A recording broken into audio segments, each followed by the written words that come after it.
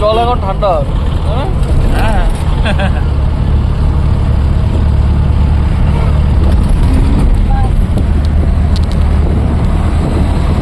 কুয়াশায় কিছু দেখা যাচ্ছে না।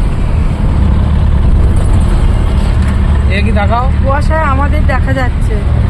এই তাকাও এদিকে শুনছো। আমরা এখন চলেছি দীঘাতে।